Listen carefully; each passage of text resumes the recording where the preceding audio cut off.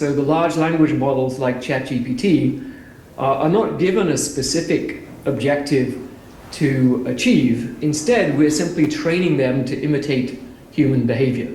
So in the meantime, I think we probably have to draw some red lines basically to ensure that AI systems are not egregiously dangerous to us.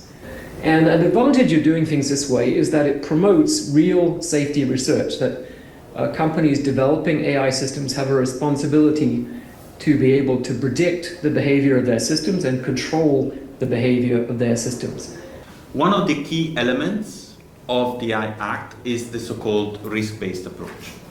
So what does it mean in practice?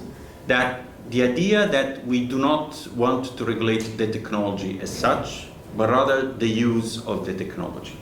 So depending on whether the use of the technology creates certain type of risk, and indeed the use may not create always the same risk, then the regulatory response should be different. And finally, we had a third layer of risk where essentially the concern is linked to the lack of transparency, whether of the existence of the system itself.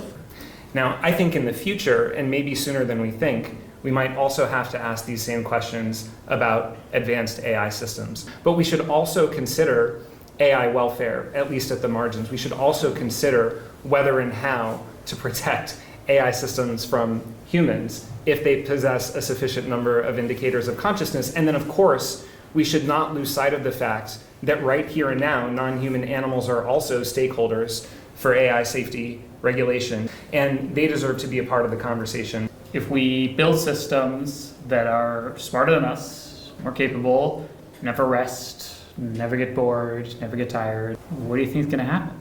From my perspective, it doesn't look like we're going to have a very long, very human future by default.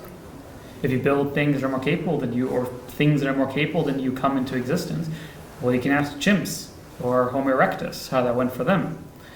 And it won't be very different for us.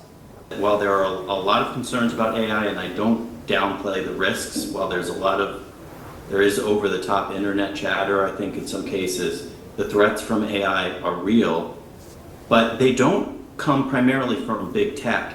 The safest future for AI likely involves a scenario where the big tech companies rapidly achieve the advanced AI ahead of the foreign rivals and bad actors. Misalignment, while it is clearly an issue in the computer science space, it's also an issue among regulators and government. So inexorably, if you build systems that are more efficient, cheaper, stronger, faster, etc. than humans, by the pure logic of the market, humans' value to the economy tends to zero and becomes negative because keeping humans alive takes resources. Now maybe we succeed at making nice AIs that love humans, that care about us, and they will pay this cost. They will pay to keep us around. They will build us nice houses. We will work together.